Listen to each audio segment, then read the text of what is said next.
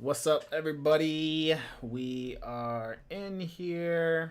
It's your boy, Kalen. And yeah, we're going to do some painting today. We're going to chill. I'm either going to do like a painting of a cave or a forest. I got with me Michael Key Palette. What's going on, Michael? What are you up to?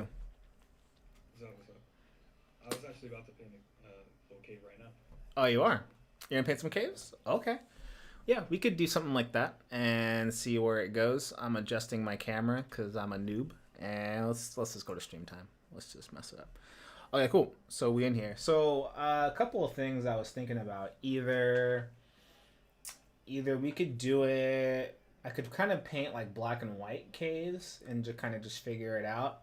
Or I had a Blender model that I was kind of messing around with, and it's literally just like random pieces that I could then screenshot maybe, and then use that as kind of a starting off point. So you'll see me do this go back and forth between like Photoshop and Blender, and sometimes I'll take a few screenshots and then I'll just use that as a jumping off point. I'll probably work on this one later.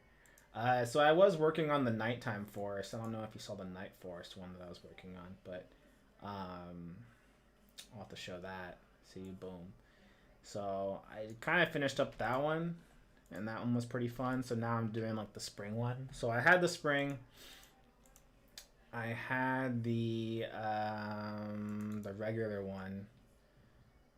I had the nighttime one, and now I'm working on the spring one. So we'll see how long it goes, or see how fast we can do it, or how long it's gonna take us. But hopefully I'll finish this one by the week and be done with it. But yeah, since you're doing caves and I'm working on a cave thing not too long from now, I figured it would be maybe fun to do some cave stuff. So I think what I'm gonna do is make a new file, and I think we can just do some black and white drawings for now, and then poor connection. I have poor connection? Oh no. That can't be me. That's gotta be. That's gotta be Behance, I would think. Because you can hear me right, Michael? You good? Yeah. Yeah, I think it's gotta be I haven't Behance. seen All anything. right, we'll just leave it as is. Okay. So I know we've been having. I know Behance has been kind of having some issues with their stream lately.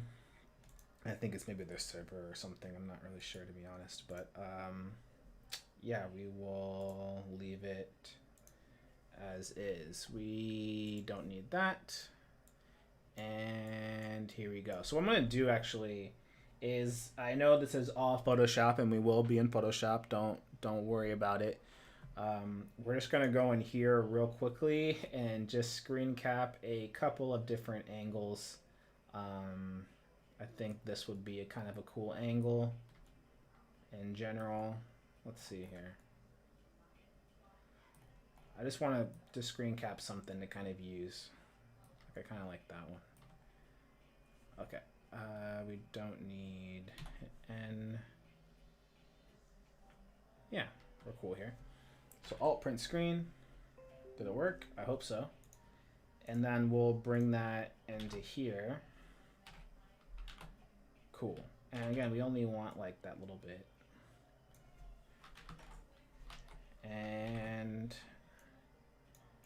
we'll do like maybe one more angle here, and then we'll see what's going on. So maybe that angle's pretty cool, actually. Ooh, you know what? I kind of like this one. It has a lot of has a lot of zigzagging patterns here. So I kind of mess with that one. Okay, we'll screen cap that one and call that a day. And we'll bring that back into Photoshop. And so this is kind of just a technique that I do every once in a while. If I'm having trouble with composition, sometimes I'll just build up something randomly in 3D and kind of just move the camera around until I see something, and then I'll use it as kind of a starting off point. So this is kind of like my sketch in a way. Is this kind of seeing like what I can do with it. And it kind of just makes it in general just kind of easy to kind of jump around and just do random things. Why is this light here? Is the next question. Get rid of that. Thank you. And I can kind of just move around a couple of times and just see what it gives me. So I do like Ooh, this one's kind of cool. It's like the entrance of a cave. Yeah, I can kind of get with that. That's kind of cool. And then I forget how to. Yeah, there you go. And we'll alt screen print that. And then we'll leave it alone. And then I'm probably just going to leave Blender alone for the rest of the day. Because we don't need anything else. But, and just in case, you never know. So we are being simulcasted. Appreciate it. Shoutouts to Behance for all that. If you are in the chat, it is portfolio day. So if you want to throw in your portfolio at any point in time in the chat, feel free to do so. Just remember that Behance is free. If you have an Adobe account, it's free to sign up. And if you already have one, if you have an Adobe account, most of you guys do because of the Adobe Cloud thing. So yeah, so we're right here going live right now, and you can follow along. You can kind of just come chill. So yeah, if you want to come throw your portfolio in here in Portfolio Day, feel free to do so. I don't care. Come through and connect and all that good stuff. So let's do it. And so what makes you want to paint some caves, Michael? What's the... Yeah, so Satish has a Discord now. I think he runs it. And they're doing a weekly art challenge. And the photos that he's put for it inspired me to do a scene involving the idea that came to mind is a like the implication of a spider burrowed in a cave, like a giant spider, and its legs are like creeped. You can only see its legs maybe, like coming out of the cave. Gross. In shadow. Yeah, yeah. And then just like a sea of just eggs laid on the ground. Major gross? Yeah. Okay. So that's why I'm doing a cave. Alrighty. Okay. I see you. Funny, I didn't get an invite. Thanks, Satish. I don't know. Just, out here not giving me invites to your Discord. I see how it is. I'll bet you right now. I'm kidding. I'm totally kidding. After the fact. Okay, cool. I'm cool with the ground. Bah. So yeah, I usually try to, these pieces are sitting on the ground, and I'll erase like here and there, like as I'm trying to figure out the proportions. But at this point, I just want to start getting stuff. I'm kind of just marking it. That's all I'm really doing at this point. This needs to be a little bit lighter. There you go.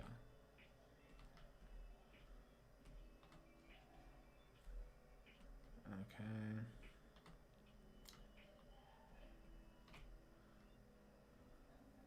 And so it looks like the ground plane is like really actually pretty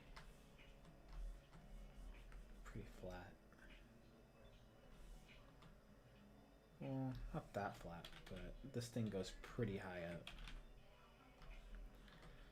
Okay.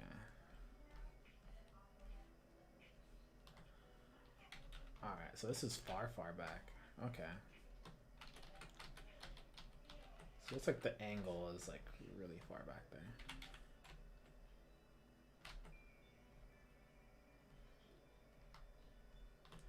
Okay, cool.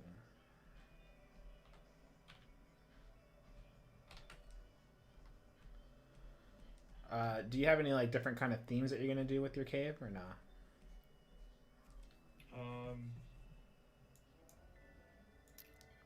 I don't know. What do you mean by themes?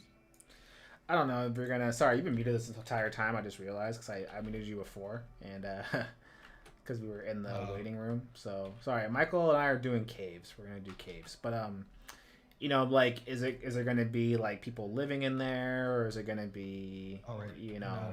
like, just like, do people worship this damn spider? Like that kind of shit. Like. Okay. Yeah, my main thought is that this spider, for whatever reason, like lays its eggs right outside the cave. It burrows itself into this cave, It's like a giant spider. And some character is like maybe sneaking up on the cave, hoping to steal some eggs. Maybe the egg is valuable for some reason. Ooh, Right? okay. It's like And I'm just the gonna do various Mandalorian there. thumbnails with that idea. Okay. I'm with that. Here, I'll share hold on. I'll share with you the photo that they're providing for the challenge. Then I'll share my screen. It's very early, but Okay. you can at least see. Let me. We're gonna switch over to my homie Michael's thing here in the Discord, and we're gonna see what he's rocking with. So this is my homie Michael Key Palette, and he's rocking with some cave creepy spiders. I hate it. And some creepy eggs. Ew, that stuff gives me the heebie-jeebies. It makes my skin crawl. Gross. So yeah, you're definitely doing okay. You got the eggs. I see you drawing it. So yeah, so that's what Michael's working on the other side of the screen. And we, yeah. So we'll see what we can do actually now that we kind of have an idea of where you're going with it. Sorry about And it's all good. Cool. All right. So I like not seeing the top of the cave, obviously. And so far, it's been nice. So now I'm in a point where I feel like I can kind of deviate away from the from this image here, because right now I have this image and it's really nice. These nice 3D pieces. But eventually, I don't want to be married to it. Eventually, I want to kind of be able to just look at it and just be like, oh, okay, you know, like this is a good start, but I don't want it to be like the end all be all. So yeah, so right now we're just trying to find some of those fun angles. Caves is all about the negative space, I feel like. If you can make it fun with the negative space, I think you're in a good position. So, you know what? I think we'll just go straight with that. So yeah, I'm already kind of deviating away from my stuff, but yeah. Like where to put those angles is like crucial. So much so that I think I might make this my eraser. So you don't always have to do this, but sometimes I think making your same brush, your paint brush be your eraser brush, helps kind of keep that consistency a little bit, is all. Okay. And then I don't agree with this being... I kind of don't agree with this being like that. So then do I put another piece? Is the question. Or do I add another ground plane? I think maybe I add another ground plane. I think this is the way. This is the way. All right. So I'm going to introduce another ground plane, and I'm hoping that maybe that will change things up a little bit. But the question is, do I put it above everything else? And I think maybe so. So yeah, so we're going to introduce a little bit of a different ground plane here. And see where that goes. So yeah, I'm going to put just a little bit extra here. And then that way, behind this, I'm going to put an extra ground plane. So now we're kind of getting into like these halftone values, I think, and that's okay as well. And I want that to be behind it. Okay, cool. There we go. Now we're talking.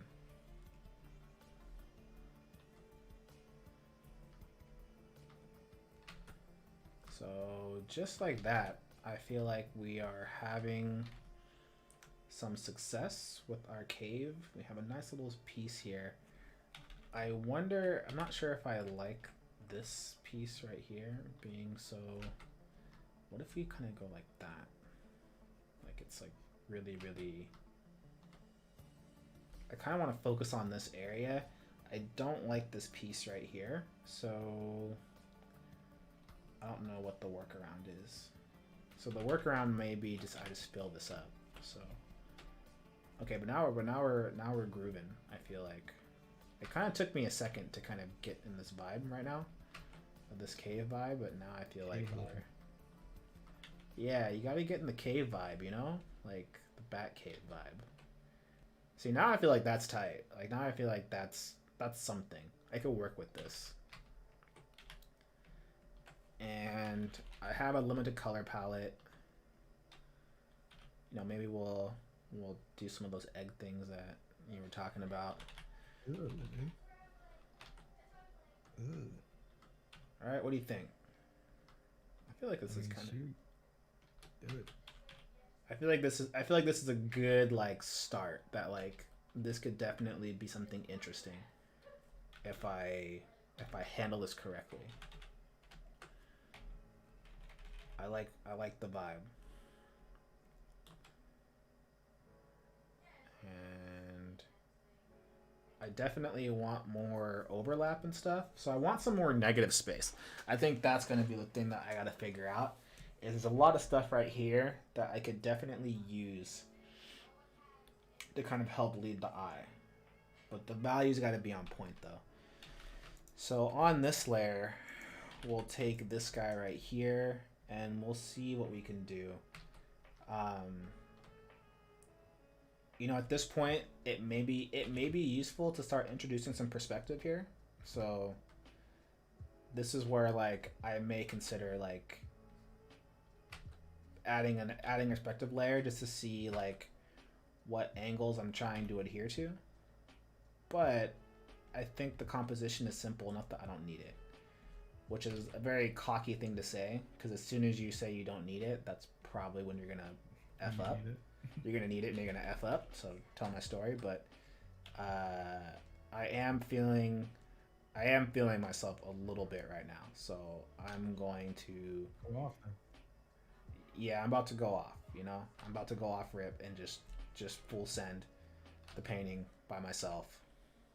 No teammates. No teammates. We're going in. I'm going in. Solo versus squads. I'm going. I'm about to 1v3 right now on this painting. That's the vibe, and I'm hoping it works out. And I'm probably about to get clapped. And I think it's already not working out, but like I don't know what to do here. Have faith. Have faith. Okay, I'm backing out. I'm repositioning. WP. Yeah, I'm repositioning. I'm healing up because I just got clapped. I don't know. So this is where like lines can kind of help out. So, okay, what I have to ask myself right now is what's the main goal? Where is the lines going? So right now it's kind of going in this direction, and then it kind of goes like where's the flow? I think that's the question that I got to figure out is where's the flow. So right now it's that direction. So I think honestly I should kind of flow it. All right, maybe that's the flow that I want. Okay. When in doubt, we got to figure out the flow. But I think maybe it could just be kind of a counterbalance flow. So maybe we'll just do like this way,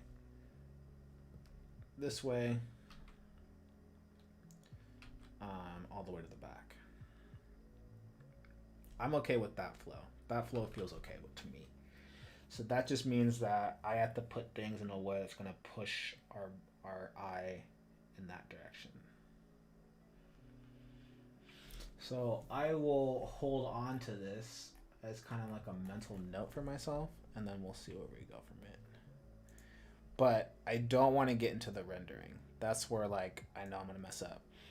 So, no Sarah, what's up? No Sarah, welcome.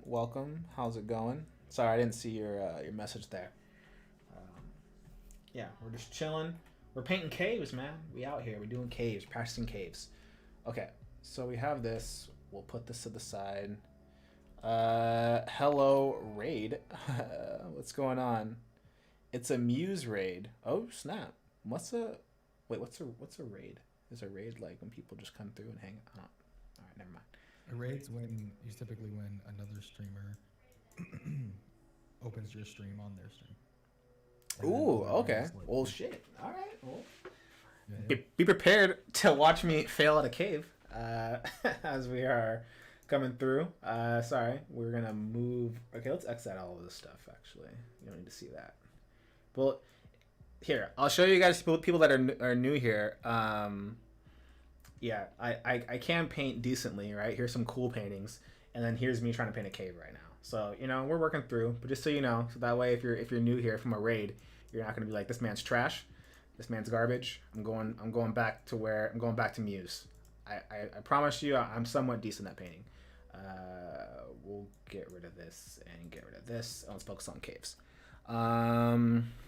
But yeah, I am currently streaming on Behance and Adobe platform. They are sponsoring, so shout out to Adobe Premiere for not Adobe, but Behance for sponsoring me, and we're getting it going. So if you just showed up here, we are painting a cave. We're figuring it out. I made some 3D renders here in Blender, and we took a screenshot of those 3D renders, and then now we're trying to kind of work it out and make something that's cave-like. And when I tell you these are like ugly, these are super ugly, like little blobs that I made. And then I just kind of mushed them together until I found something that was worthwhile. So now we are in Photoshop trying to make that work. So, okay, here we go. I hyped you up to that. Well, I appreciate it. I appreciate the hype. So we're just figuring it out. We're trying to get that block out in. We're just trying to figure this part out. The more I can figure out the block out, the easier this is going to be. So right now we just established kind of the flow I want for the environment. We're going to see how it goes. Wish me luck. And what's up? So, ooh, snap! Some followers. Appreciate it. As always. So if you're new here, about me, I'm just a regular concept art guy. I work in video games and film, and I currently work in mobile games in the Bay Area. It's portfolio day, so if you are a fellow artist and you're looking to kind of plug your portfolio, please do it in the chat. I do not care. I want people to kind of vibe, and meet new people and network. So feel free to throw your work in the chat if you are looking to share your portfolio, because it is portfolio day, and that's usually when people kind of connect, show off their new work, ask, talk about what they're looking to do. They're like, oh, I'm looking for work, or oh, I'm looking to kind of break into the industry.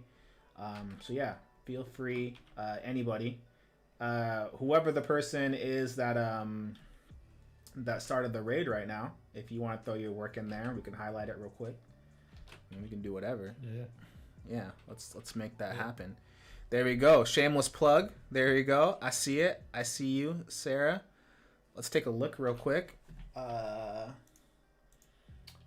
the vibes. Translate tweet. Ooh, okay. I can't see. Ooh, okay. I see your video games. I don't see your art. Is this your art? Okay, Moose. Okay, there we go. There you go. I got an Instagram handle. Okay, here we go. Okay, we in here. Let's see what we got going. Am I even logged on Instagram? I hope so. Mush Muse. There we go. New media, teacher, streamer. That's what's up. Go check out her work. And yeah, I can't. Shoot, I gotta sign in real quick. Two-factor. Shout outs to two-factor authentication. For not so people don't hack me.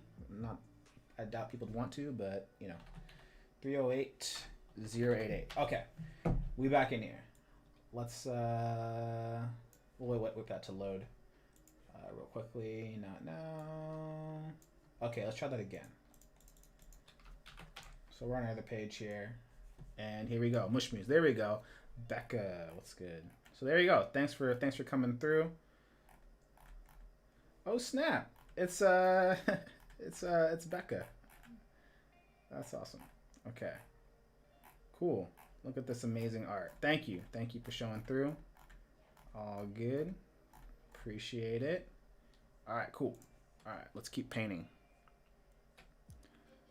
Yeah, Twitter's kind of weird, man. So yeah, it's a weird thing to say the least. Uh, Twitter, you're not missing out any. You're not missing out on anything. Let's put it that way. And Twitter, so.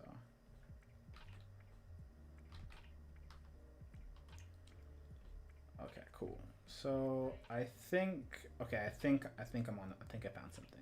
I think I found a vibe here, and I think it's gonna work.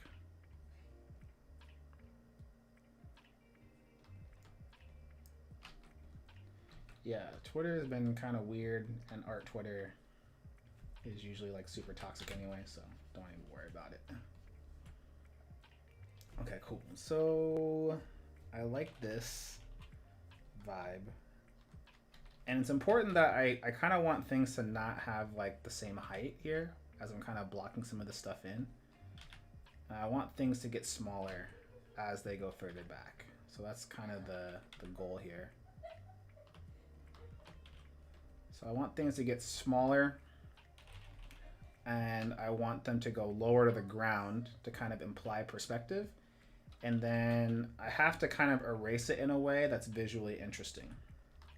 So a good example of this, especially when you're doing caves or anything on a hill, you want to imagine like the contour lines that are happening. So the contour lines are kind of like these things on the, like you kind of want to imagine like where the ground is sitting, like kind of like this. If I were to draw lines right now, I can kind of see this actually I'll draw a separate thing here.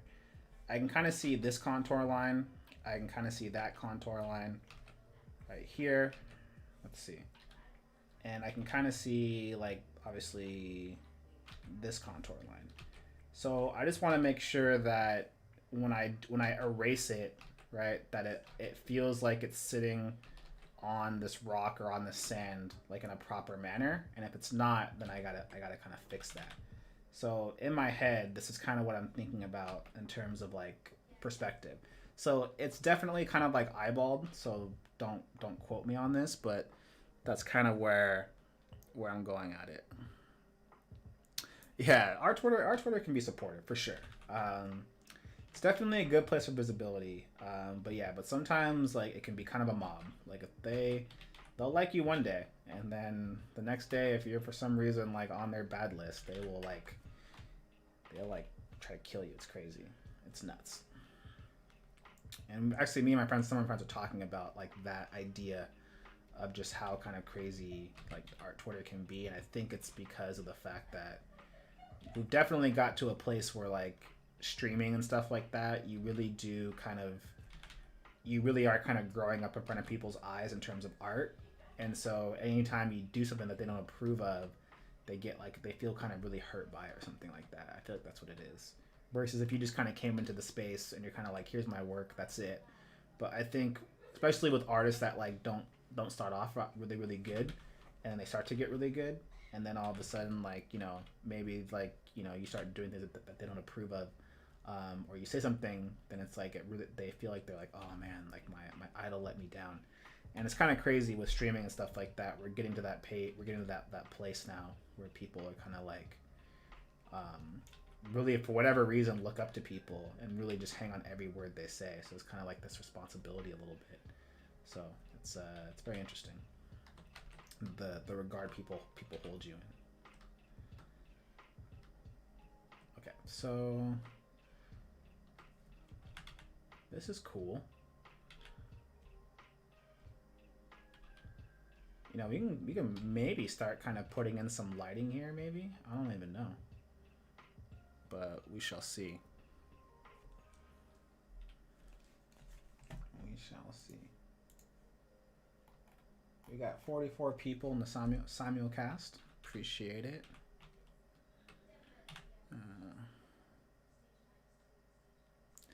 Exactly. Enjoy it. Honestly, like I would enjoy it while you can. There's definitely like this little bit of like putting on a mask per se a little bit sometimes when you're, you know, like you kind of have to always be on and be really professional and be really kind of like positive. It's not a bad thing per se, but it can definitely be exhausting um, when people kind of do hang on every word a little bit sometimes, and then they're just kind of looking for a reason to kind of be angry. So yeah, if you don't have that going on right now, you can definitely be nice, because then people for whatever reason get in this weird vibe of like, I can cancel you, which is a really weird vibe to think of, because I'm like, you didn't help me get a job per se, like. So this weird thing where they go, oh, I'm gonna unfollow you. I'm kind of like, all right, like, cool, like, sorry. And so people really think that followers. I think that's an issue too, right? Is I think people think that followers equal money. You know, that like, oh, if you have followers, you got hella money, or you got followers, oh, you got all the jobs. And I can tell you right now, that's not the case whatsoever. Followers do not mean anything. Yeah, your work can get more visibility with followers, don't get me wrong, but if the work isn't strong, or your work doesn't fit a certain thing, there's no guarantee you're going to get hired from it. So you have to be kind of careful with that way of thinking. You know, you'll see it with like portfolio day. They'll be like, oh, why is this guy, you know, sharing his work? He has all these followers, he doesn't need to share his portfolio, right? And you're kind of like, well, I need to kind of keep sharing so I can continue to work, you know. I got to keep working, you know. Like, I don't have some $1 million project. So you just gotta. That's where kind of art Twitter can kind of be a little bit weird sometimes. And enough talking about depressing stuff. And we'll. Okay, I like where this is going now, though. This part. Sarah said, like earlier today, basically admitted that I didn't know that it was legal to turn left on red onto a one-way.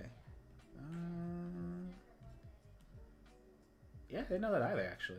Is that illegal to turn left on red into a one-way? Interesting. Oh. I don't think that's legal. I think you're being trolled. I think you're going to get a ticket for that.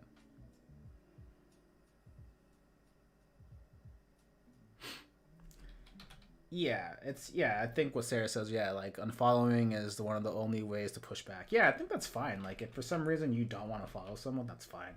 I just don't think it needs to be like this kind of like personal thing. I think it's funny when people go like, I'm gonna unfollow you, and I'm like, all right, cool, dude.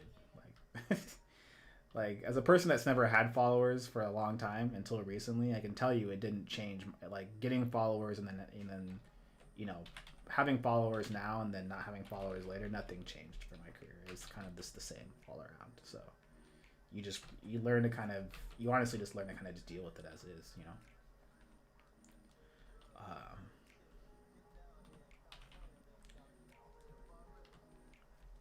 But yeah, when you get to that level, yeah, it definitely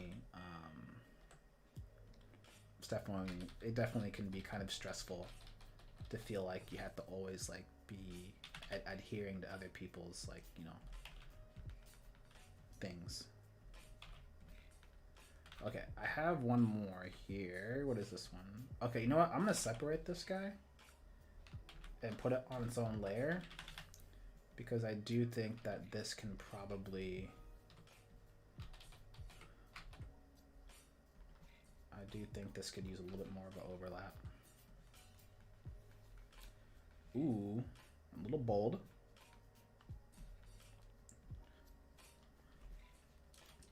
And we'll kind of lower the opacity of it. Okay.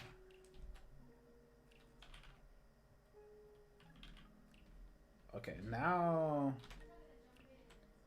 you know, honestly, now I'm kind of, am I feeling myself? I think I'm feeling myself, Michael. I think I'm in a. Feel myself again? Yeah, I think I'm ready to talk some shit, because I think this is kind of looking kind of cool. I'm low key in this spot. So Ranger said, nothing lamer than announcing that you're unfollowing. Yeah, it's like, just go. It's like my friends on Facebook that are like, I'm leaving Facebook, and I had to be like, you didn't have to say that. Okay. You could have just left, bro. Like. Like, you expect everyone to be like, no. Well, that's the thing too. Like, I left Facebook, right? And like, I really realized like how unimportant I was, because I left for like weeks and like no one questioned where I was.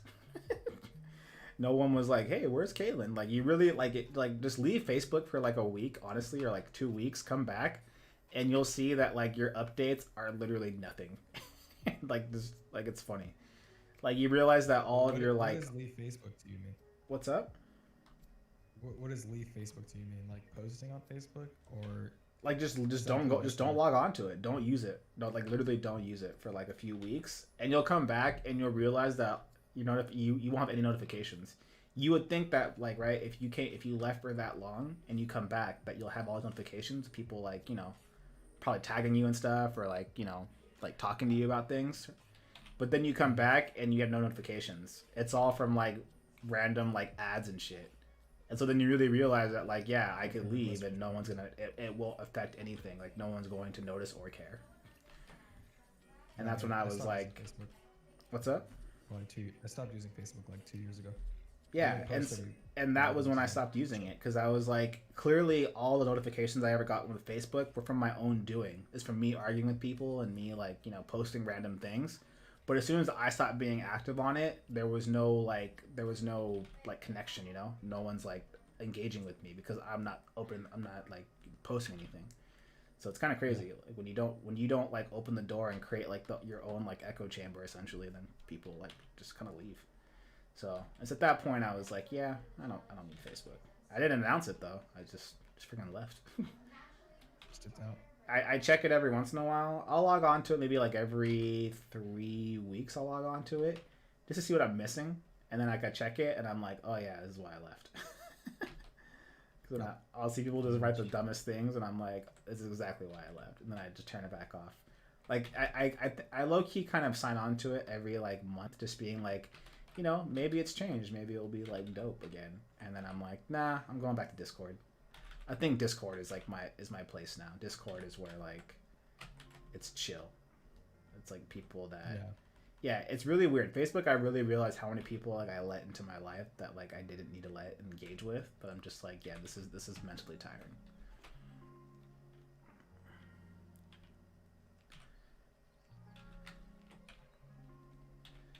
All right.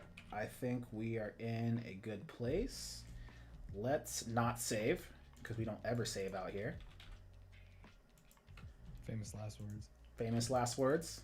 Never save. Yeah, I don't think we need to save. I think we can just keep going. You guessed it. I was like, I don't think we need to save. I'm like, I don't need to heal up. Famous last words. I don't need to plate up. I'm good. I'm good here. I mean, yeah, I might die. All right, I'll save it. I'm gonna call it caves. All right, I saved it. You got bullied. Oh, you got bullied. I got bullied. Yeah, I'm like, all right, I'll save. I'll save one time. Oh shoot, I haven't saved either. Time to save time. Oh no, don't do it. Don't do it, young blood. All right. Ooh, I might make a thing here. I might make a little platform for my cave. Sarah said, I don't understand Facebook as a social media platform. It's hard to curate your timeline to things you're actually interested in since the whole platform is about connecting with real life friends. Yeah, it's weird because then like I'll just get invites from people that I don't know and they start asking for stuff and I'm just like, like what? Like I just met you. That was probably the most annoying thing. People just start asking you for stuff. Yeah, they'll like add you and then they're like, hey man, like can you like PayPal me like some money and donate to my cost to get a new computer? I don't have any money. And I'm like, what? Like I don't know you. Like I just added you because we have mutual friends. Like what's going on? And then they're like, hey, like yeah, it's really awkward. And then it's like, oh hey, can you look at my work? And I'm like, what? Yeah. Like how about? I mean, that one's more like, hey, you're busy. We're not. It's not even that. It's like you still have to kind of like. I would never message like Jamie Jones, like after he just added me and then message him like right away and be like, "Yo, Jamie Jones, look at my work, dude. Like, what do you think? Give me a paint over, dude." Like, what? Like, I would never do that. I'd be like, "I'm just happy to be here." you know, like, Yeah, that's how I added people early on. yeah, you know, Like I'm just happy to be I here. I'm just happy that you, for some reason, looked at my profile and said, "Kalen Shock, uh, sure, why not?" and hit accept. Like, you had to think about exactly. it, and you were like, Humble yourself over it. "Yeah," you know, you're like, "Sure, why not? Well, I'll add him." So yeah, like, just be happy that you're there. Be happy you got the invite. But some people, man, I swear, they just come through and they're just like, "Yo, look at my shit." I'm like, Yeah. "What?" Like, it's nuts. The, dude, the way to do it. I remember I was I had the strats in college. You add people, and then if you're gonna message them, then you say like, "Hey, a big fan or whatever. I'd love to, see what you post in my feed, and like just or whatever. Just keep up with what you're doing." And that's about it. And they're like usually like, "Oh, thanks," or whatever. And you don't send them your work. You don't ask for a portfolio review, nothing like that. And then if you want to know someone better, like memes, like Okay. treat them like a human being.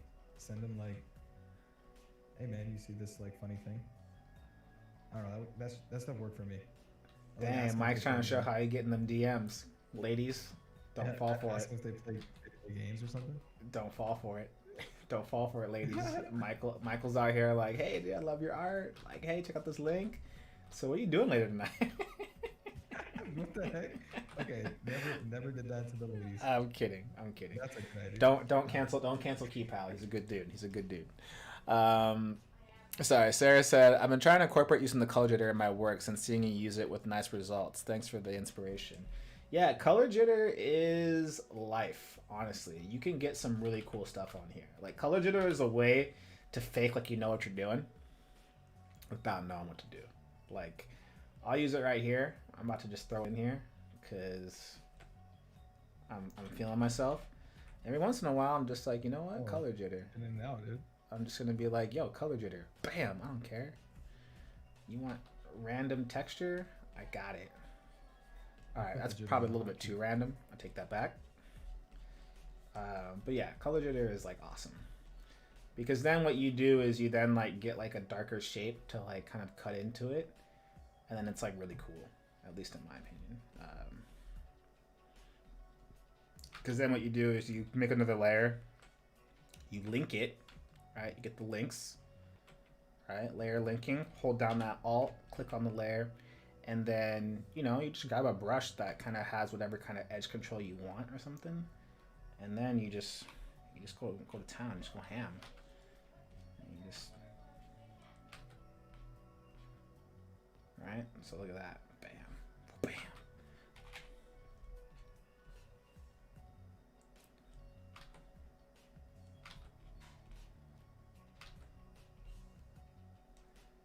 And yeah, see, just like putting in these like random shapes. It doesn't have to be like this intense or whatever, but you're just trying to kind of sculpt out shapes here and there. And sometimes you kind of use it as like to kind of really create some nice like little pieces here. But that's kind of how I use it, at least whenever I'm doing stuff. So I try to really sculpt some things out with that texture on it. So yeah, it's really good for that. If you're trying to kind of just build up some like random texture. Well, bam. And then you're good. You're Gucci. Clipping masks are my life. Yeah. Sarah said, "I think the job market has created a lot of desperate people." Yeah, but maybe don't come off that strong. I mean, I get it. Like, everyone's got to eat, and it's obviously like nothing more is like more frustrating when like you're not working because you're like, "Can I please work? Can I please just get a break?" And sometimes you get that ad from that artist that you like, and you feel like maybe this person can kind of change my life. It's like meeting like a super hot girl that gives you her number, and you're like, "Yo, can you just like reply to my text? Like, can we just get married right now, please?" And you're like, "Bro, slow it down. Like, get to know me a little bit." And so I get it. Like, you get really excited, and you're thinking like, oh yeah, this could be the situation that's gonna really propel my life forward. But yeah, you just have to remember that artists are people too, and like they got things to do. So just don't get mad like if they don't reply to you right away. I think that's like the issue. Like what used to like annoy the hell out of me was when like someone would say something and then I would show it on red but then I'm like busy, I'm like, oh, like I can't reply to it right now. And they're like, hey, like I know you saw it, like what's up, like I'm like, Oh, I don't do that. yeah, and I'm like, what, like, bruh, like, I don't owe you anything. yeah, exactly. Like this isn't like just because I read it doesn't mean I have to. Yeah, just because you sent something to me does not mean I'm under any obligation to to reply to you or give you whatever. And again, like I understand, right? I'm streaming. I'm in the public eye per se, right? So you're thinking like, oh, Kane's a cool guy. He's chill, right? Like maybe I should message him. Yeah, you still have to be respectful. Plus in school you get, and so Sarah said, plus in school you get a lot of conflicting messages from professors, cold call people. I don't know who told you that. I would never say cold call people, but I will say that you can email people. Like emailing's fine. Like I have no problem telling a student, yeah, email someone and just say, hey, you like their work, you're looking for feedback, tell them what you're looking for. But at the same time, I always say, if they do not reply, do not keep emailing them, like just be respectful about it. But I always tell my students that the best way, if you want to get that feedback, is to meet them in a place or go to put yourself in a situation where artists like that are already in that mindset. And this is why conventions are like so important, because chances are you can find that artist there that you really, really like, and chances are they're going to be in that mindset to already be they're already in kind of a networking vibe, if that makes sense, Michael. You know what I mean? Like, yeah. You meet an artist and they're there to network. They're there to kind of be a part of the community. So you're much more likely to kind of get that feedback versus messaging someone when they're at home with like their wife and kid, When they're at these kind of events like Lightbox and CTN, they're kind of already in that networking mode. And chances are some of them might even have like panels or they're doing talks, and they're there for all intents and purposes to, mingle with the community, to talk to the art community. So that's why your best bet, if you really want to network, right, you really want to like get that feedback, is to go where these companies are and go where the artists are going to be, and then you just talk to them directly. That's like 100% the best way to do it, as opposed to like, again, the more popular your artist is, the more he's getting feedback from everyone. And a lot of times too, like they'll think like, oh, if I message to this one person, then then I have to apply to everybody, and they don't want to like, create that standard where they're like, well, this guy replied to me and this guy didn't. So yeah, so cold emails are fine. You just have to be respectful that they don't reply to you. And sometimes your best bet is to kind of just like, if they don't reply, give them like a month or so, honestly, like give them like a few weeks, and if they don't reply again, and say, hey, I sent you a message. If it's cool if I'm bothering you, please let me know. If not, could you let me know if there's a time where like you are doing this? Is there a place that you do this? Just try to be more respectful. I think as long as you're respectful, like it's fine. But when people kind of come up to you and they're like, hey, like you didn't like see my stuff, like like what's going on? Then I'm like, I hate this man. And then yeah, it's usually, ironically, it's always the dudes. Sorry guys, I haven't had a girl do this yet, I don't think. Yeah, it's definitely dudes. Now I think about it. What's up? I said, chill out, dudes. Yeah, chill out, bro. Yeah, it's always the dudes. Girls are fine. Girls are like hella respectful. They're like, oh, thank you, right? They're just happy to be there. But dudes, bros, guys, my guys, you gotta stop. You gotta stop with like the entitlement stuff. I don't know where it comes from. It's probably like that kind of like, yeah. It's not balling. I'll tell you that much. So 2021, my guys out here, my fellas, we're not doing that anymore. Respect the ladies, and stop like being super like aggressive about getting feedback. That's the new vibe. That's the new art boy summer. Art Boy Summer. Art boy summer. I made that up just now, and that's what we're doing now. It's art boy summer right now, and it's about respecting ladies, right? Giving them a platform that they can show their art, and it's about not being creepy to your fellow artists. Art boy summer. Someone hashtag that for me. That's gonna be Art Boy Summer 2021. We call it netiquette. I think, as you already know, Michael, like me and Jamaro talked about this. We call it netiquette. It's like etiquette for the internet. And I don't think I don't think we talk about enough netiquette things, like how to conduct yourself on the internet when dealing with professionals. I think once people learn netiquette, and most people, when you tell them that, they're like, they want to know, right, if they're being weird or not. I think if you tell most people, like, they'll be like, oh, dude, I'm so sorry, right? They'll want to get better. Very rarely do you meet someone that's like, what? Hell no. There was a Art Boy Summer. There was a friend of mine who I did one of AJ's mentorships with, and he DM'd me personally and like asked for tips on like making friends, and it's hard. told him all my strats. I felt for him. I was like, well, you do this, and like, don't be overbearing. You know, don't shove your work in people's face. That's not a good vibe. You know, it's soft like skills. It's all about soft skills, you know. Yeah, and like not too long later, he messaged me and was like super thankful. Was like, oh, I made so many new friends with your advice. Thank you so much. And yeah, it felt good. I was like, nice. Yeah, soft skills are kind of underrated a little bit. They can take you a long way if you're just really cool with people, and yeah, like you'd be really, really surprised where that can go. And if you're bad with that, I mean, you can definitely read books on it. That's why I tell people, I'm like, hey, if you're like that shy and you're like, like read books on it. Either you practice, like, you go to the lab and you practice it out. You go to events and you just learn to talk to people over time, and you make friends to the point where now you know everybody, and then you don't have to worry about like being like, making friends.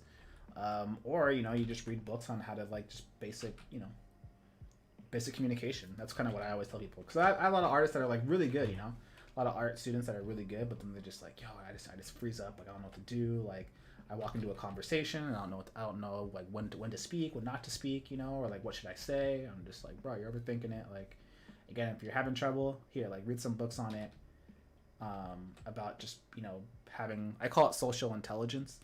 And then eventually you'll get to a point where you're like, okay, now I feel comfortable. But like I totally kind of used to be the same way. And if you're definitely like introverted, you definitely have to practice it. And I think that's the one thing too that people kind of don't realize, is that you got to practice that stuff. Just like you practice art, you kind of have to practice being social. Because if you're not social, like if you're not in day-to-day things where you're not social, then like it's gonna be hard for you to kind of just turn that on. You know what I mean? Mm-hmm. So like. For me, so being social came easy just because of the fact that like it's really hard to like play sports in general and not be social. Like you kind of have to like talk and yell at people all the time, and communicate. Yeah, same with skateboarding. Like, what's up? Same with skateboarding.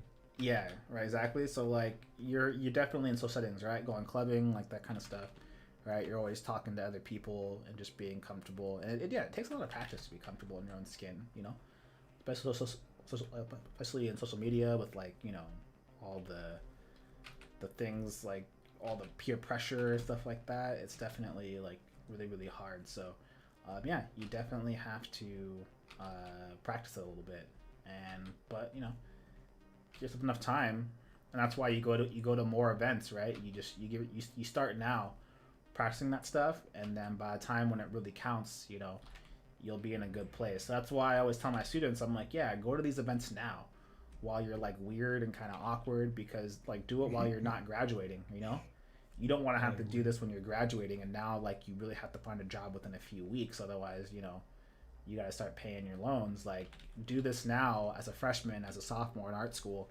so while you're not in desperate need, so you can kind of make those mistakes and like be a little bit kind of awkward. But then once you're kind of really ready to look for a job, then you're you're all you're ready. You know how to navigate the space. Navigate the space. Yeah. So I mean, I went to GDC like 3 or 4 times before I was actually really ready to look for a job. I was like, okay, let me just go through. Let me go to these parties. Let me figure out like how the vibe, like figure out the vibe, figure out like who's who, like that kind of stuff. Like it's kind of hard. It's like a video game. It's like an RPG game a little bit. You have to. Well, I mean, if your strategy is like that, then nowadays, you're possibly are in a better position than ever with Discord and art communities. Oh yeah, and now with Discord, yeah, like exactly what you said. Discord is super huge in terms of networking. Like I recently in Discord met like a famous artist that like I've admired his work, and I would see him in the Discord, but I would never say anything because like everyone's always trying to talk to him. And then one day I just happened to be in there by myself, just hanging out, and then he comes in and he's like, "Sup, dude?" I'm like, "Oh shit!" I'm like, "It's that guy." I'm like, "Yo, what's up?" And then we just started talking, and then it turns out like we have a lot in common, and then now I made that contact. It was really cool. I was like, "Oh shit!" I'm like, "You're into this?" He's like, "Yeah." And he's like, I'm like, "Yeah, dude. Like, I've always wanted to talk to you, but like, you're always kind of like." Whenever you come into the Discord, everyone's trying to talk to you. He's like, "Oh yeah, dude." He's like, "Yeah, I've seen your work before. Like I like it, and I've seen one of your Gumroads." And I was like, "Oh shit." So yeah, like, Discords can really be that way sometimes to kind of like meet an artist that you may possibly admire. A little bit of an icebreaker, and you get to learn social skills. Mm-hmm. You also learn in art Discords like what kind of things people talk about while they're working. Yeah, I mean patience too. I've heard from my friends. What? Go ahead. Oh, go on. You weren't. You said your friends. What? Oh yeah. Last thing. I learned from my friends that like. Now I lost my thought. My bad. Pretty much it's all good. It's like pretty much what people talk about is like very similar to what happens at a studio. Oh yeah, for sure, 100%. But like patience was a big thing for me as well because I had to kind of like I was in that Discord for almost like a week, almost like a week, like I had been in there for a couple of weeks I think before I even like kind of talked to him, like I didn't try to just rush it. I was like, you know what, he's in the same Discord. There will be a time where I will get to talk to him, and I'm not gonna force the issue, So then, That's another good one. What's up? So that's another good one. Sorry, am I not coming through enough? No, you're good. You're good. Actually, no. I just have to turn my headphones up a little bit. That's my bad. So yeah, just being patient is like, like a really important thing. I think to kind of just not force the issue. And I think that's what people do sometimes. Is they get so nervous. They're like, oh, if I don't talk to him today, then my opportunity's out the window. And that's like dire. So you only get one chance to make kind of a decent impression. So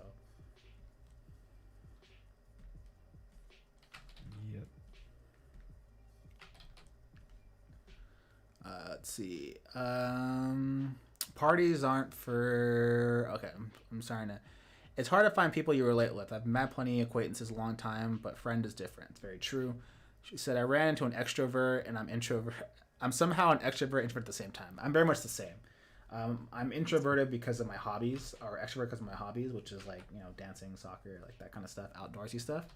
But definitely introverted to a degree where I'm just like, I'll get tired of people pretty easily if they're like annoying. Or I'm just like, I just want to be home. Someone said, oh, Sarah said, I love the big shadows. Yeah, I'm trying to figure it out. Like I may just make it dark, honestly. I don't think I need the shadows. I think I need light. And then a couple Discord groups, but only check a couple of them gradually. I get overwhelmed with too much multitasking. Yeah, it's definitely hard if you're not used to it. You gotta kind of chill. Please reload the page. Am I good here? Okay, I'm good. Okay, sorry, I'm checking my Behance right now with a good amount of followers. Nice. Discord's really good. By the way, yeah. So when in doubt, Discord I think is my place where I like to connect with people for the most part.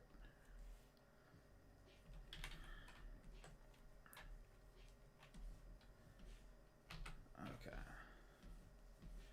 So I'm gonna do the opposite here. Is I'm going to paint light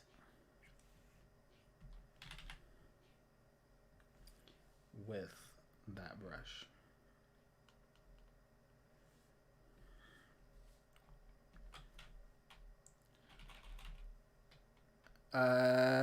No, it's all good. Honestly, no, don't apologize. You'll realize that my chats are very tame. I don't have I have 40 people on Behance and like none of them are talking. So, you'll find that there'll be a lot of people watching, but no one says anything, and that's totally okay, right? You have every right to do whatever you want. So, I totally welcome in general conversation. It makes kind of the time go by a little bit faster. So, no problem at all. Honestly, no problem. In fact, if you want to come in the chat right now, if you want to come in the Discord, you can come hang. You can come kick it. Shoots. Anyone come through. If you got a Discord, you can come through and talk. You can come on our Discord right now and hang out with me and Michael if you're down. We have guests all the time. I'm always down to chop it up with people and just hang out. That's why she comes in. She's like, I hate you. Hate everybody. But no, I very much enjoy conversation, and I very much enjoy meeting new people. I can get you a Discord link if you would need. You'll just have to add me on Discord in order to come through. How should I do that, Mike? How should I do that, Michael? How do I get her a Discord link? Yeah, so all you'd have to do actually is add her as a friend, and then just add her to this call. Gotcha. Yeah. So just throw your Discord link information in the chat, whatever your Discord is, and I'll add you. I'll add you in. She comes in. She's like, "Give me a critique." I'm like, "No." That'd be pretty funny if that happened. I would laugh for sure. How do you add people? How do you add a friend on Discord? I forget how to do this. Yeah, so you click on the little Discord icon at the top left. Yeah, top left. Friend, and then there's a green button that says add friend. There you go. Yeah. As soon as you Ooh, okay. Yeah, just throw your Discord link, your Discord number. It should be like your name and like that 4-digit number. And then yeah, I'll add you. Were you there for Wait, were you there, Michael, when me and Pally were talking about like Discord, like dating or something like that? Like at a club? No. It was like Pally was talking about something stupid, where he was like talking about how it was somehow he got in the topic of clubbing, and how you would ask for a girl's Discord, that girls would be on Discord. And I was like, never in my life have I ever like been at a club and been like, girl, what's your Discord? Like, I'm like, that will never happen, like ever. And he was like, and when he said it and he realized how dumb it sounded, we kept making fun of him, because I was like, yo, girl, like, what's your Discord, man? Like, what's those 4 numbers? like, give me them permissions. Yeah. I was like, yeah, come on. I'm like, you can get all the permissions tonight, girl. Like, it's like we were joking around. And I was like, do you know how dumb that sounds? And he's like, yeah, you're right. That does sound stupid. And I was like, girl, if things go well tonight, I'll add you to my server. Yeah, yeah. You want to come to the Hangout chat? Like, what? I was like, Pally, what are you talking about?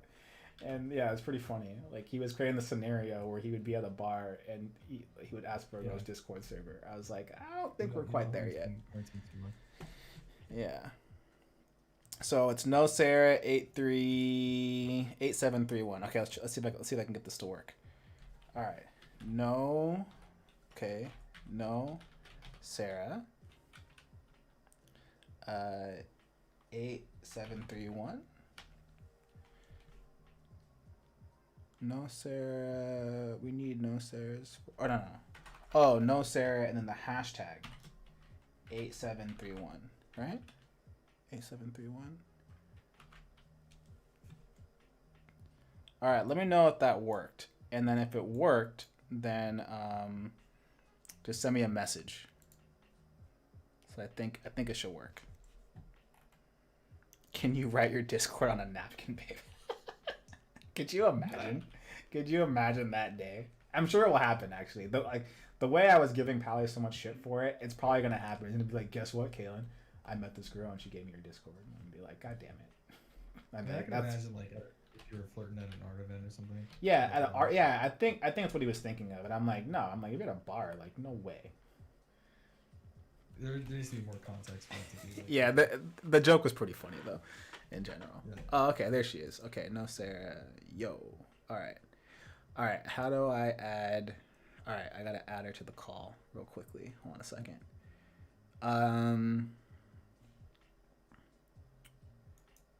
Okay. Create a group DM. All right, see if this worked. What's up? There we go. I think we just added somebody. Hi. What's up? How's it going? I hope I'm not creating an echo on your stream. I don't think so. It might be. So you may have to actually turn down your thing then, I think. Because now you're live. So I think if you just turn the volume down on whatever stream you're watching me on, then you're good. But I think you should be good on my end though. It's so cool to talk out loud. Yeah. Typing can be like really hard, and especially because you're typing a lot. I'm like, I've been there before when you're just like typing with someone and like on like Twitch and you're like, I wish I was there to talk. It'd be way faster. So. Well, and I hate having to make you like look away and distract you from your painting. Yeah, that can also see everybody wins. Everybody wins. What's good? How's it going? Good. This is weird for me, but it's cool. Yeah. See? And I don't know the name of the other person who I've also heard on your stream often. Yeah, so this is Michael. Sarah, right? Your name's Sarah, correct or no? Yeah, it's Sarah. Sarah, Michael, like Michael Sarah, the actor. Michael Sarah. We have Michael Sarah in the chat right now, and wow. Come through. Well, since you're here in the chat, Sarah, tell us about yourself. What do you do? Where you from? All that kind of stuff. We got 46 people watching on Behance right now who are probably want to know about I'll just Sarah. give out my social security number, my Yeah. credit card. Yeah, blood type. Mm-hmm. Blood type. There you go. I live in Indiana. Indiana. I'm graduating in a month.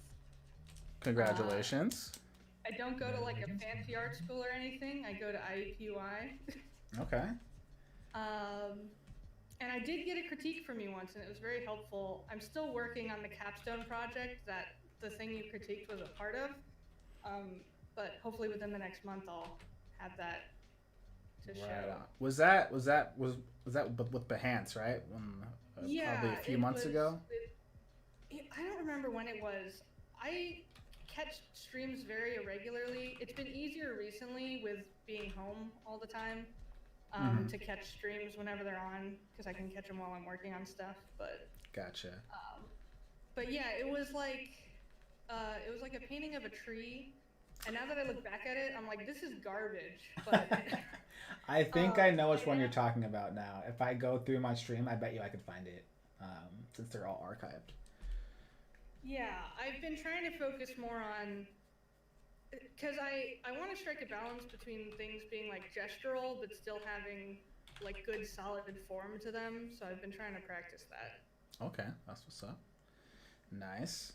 So congratulations on are you nervous, right? You're getting ready to graduate, go off to the world.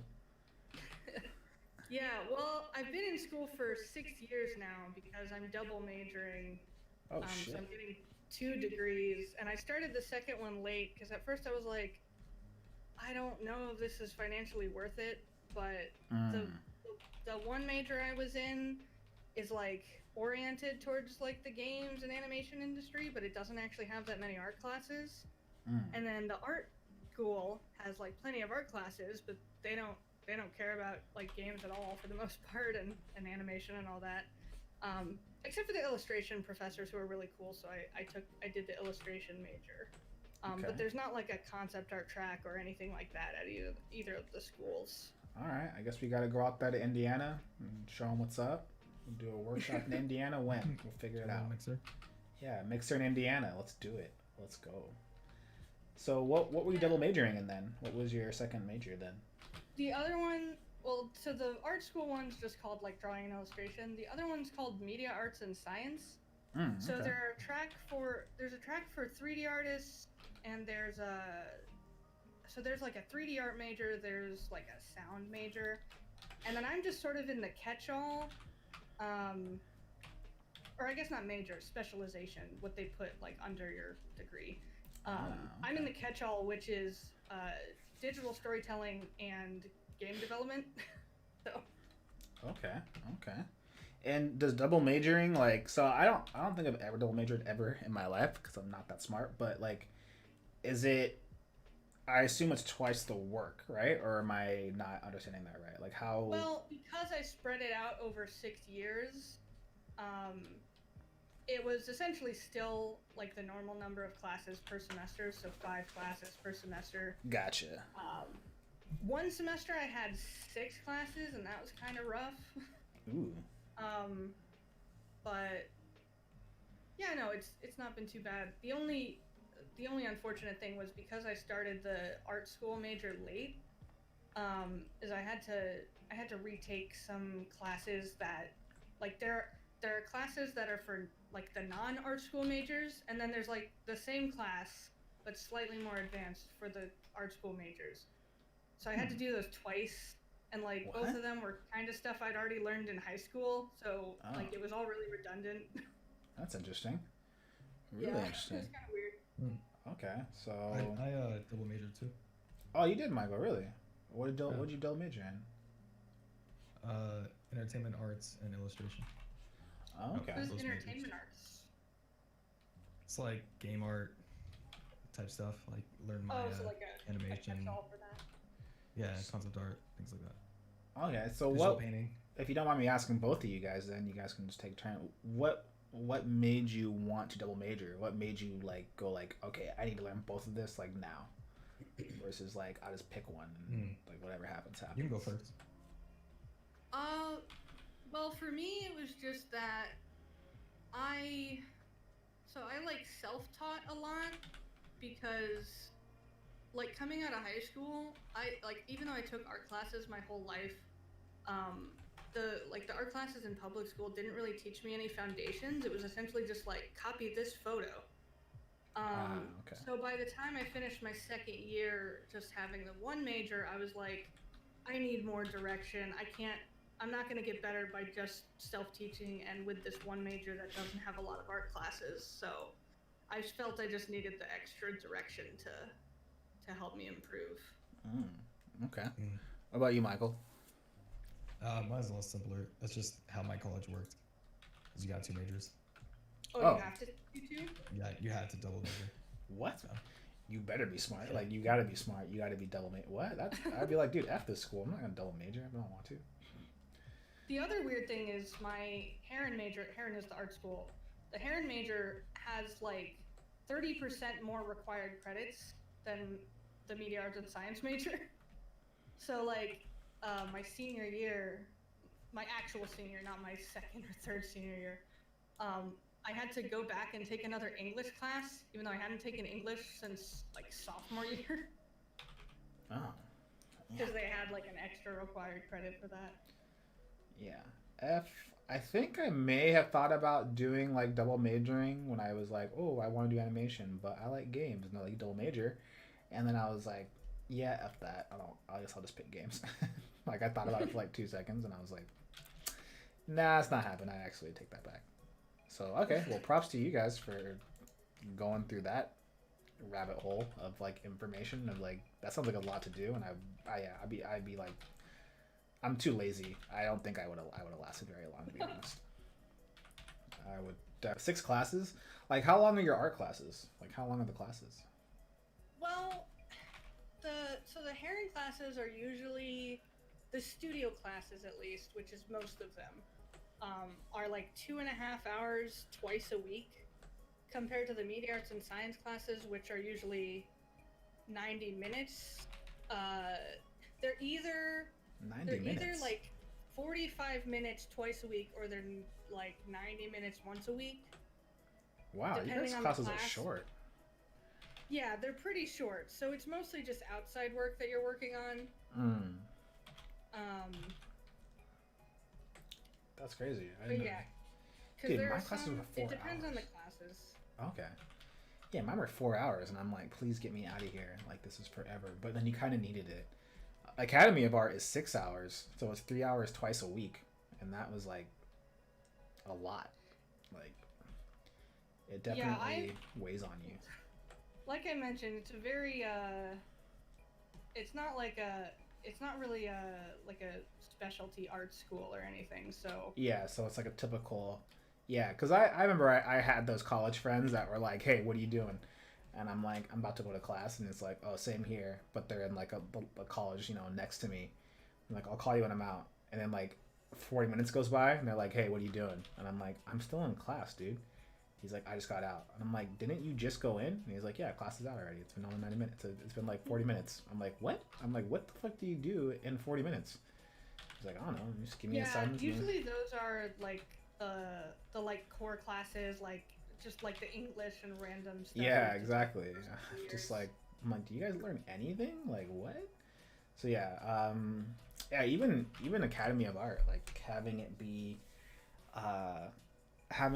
that long, 6 hours is definitely a lot. But then again, like then I feel like I don't have to rush, like, so it is kind of good. Yeah, 'Cause then I'm the like, I don't only have to rush time them. I like the long classes in the evening. In the morning, I don't have creative thoughts in the morning. Oh yeah, like 7 a.m. like classes. We had 7 a.m. classes, 7:15 classes, Ooh. and yeah, those were rough. Those were like, I don't want to be here. Night classes were very much more, much more easier. I can stay up till super long working on stuff at night, but Yeah, yeah. you're probably a gamer, right? You're like me. Like that. Like if I'm not playing games, I'll just draw. Like nighttime's either gaming hours or drawing hours. Either I'm drawing or I'm gaming. Yeah. But either way, I'm gonna be up. Yeah, exactly. Ganing said, ours are 3 to 6 hours, and they always stack them back to back due to lack of staff. Can't imagine a 40-minute class. That sounds like a dream. I know, right? But then you probably don't learn anything. Where did you go to school, Quang? Yeah, I think no, it's Quag. Where did you go to school, Quag? I'm curious.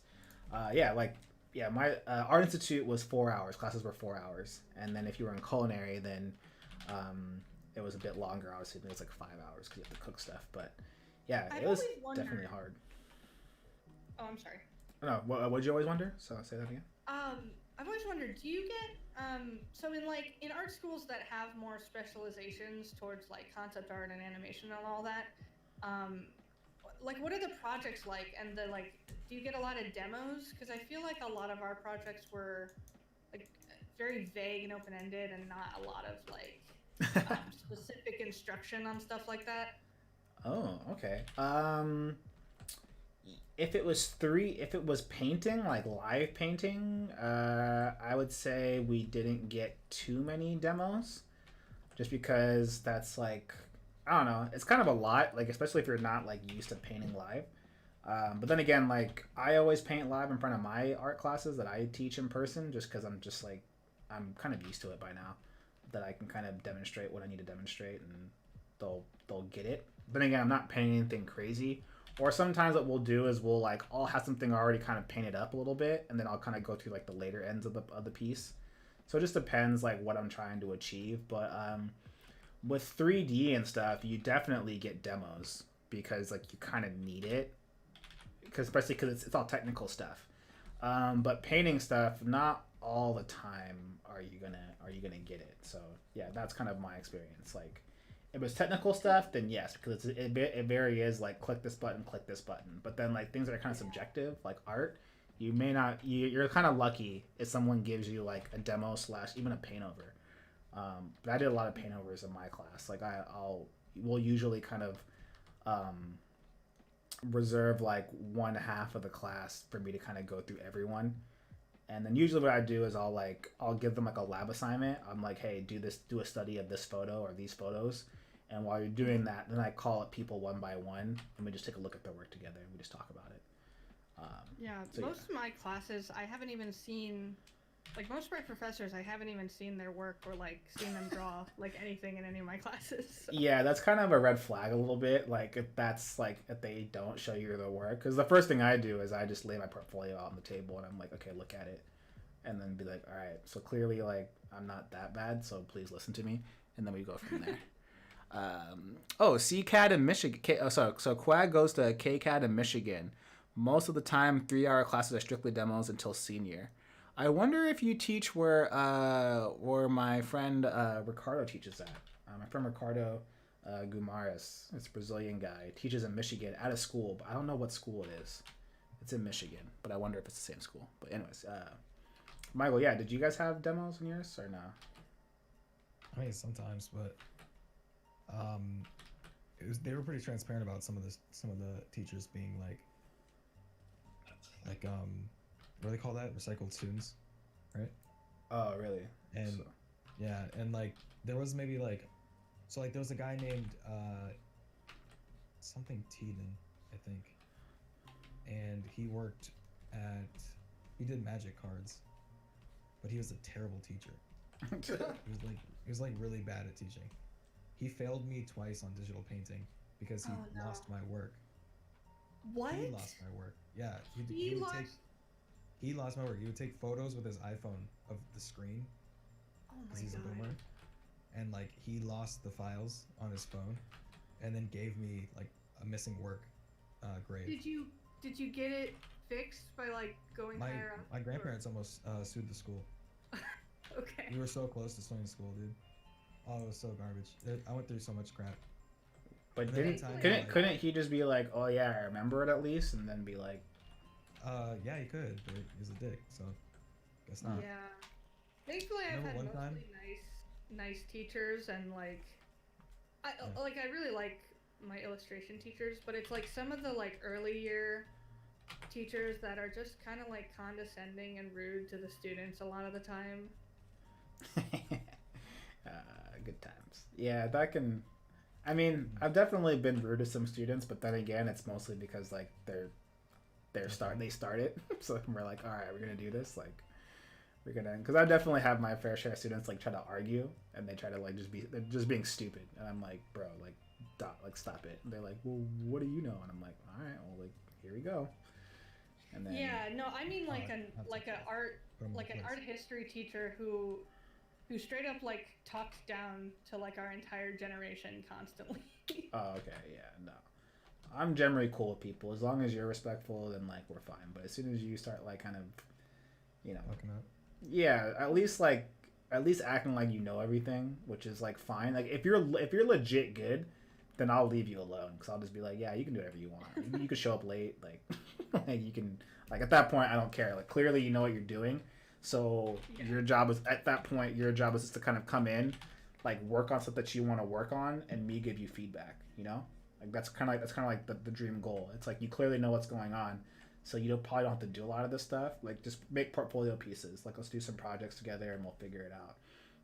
But there are some people that like don't do that, and they come in and they're just like, well, how come so and so whatever, and I'm like, yeah, it's because you're not good. Like if you were dope, then like you wouldn't have this problem. Like. The only time I really got into like sort of an argument with one of my illustration teachers was because he was annoyed at me that I was not confident enough about my work.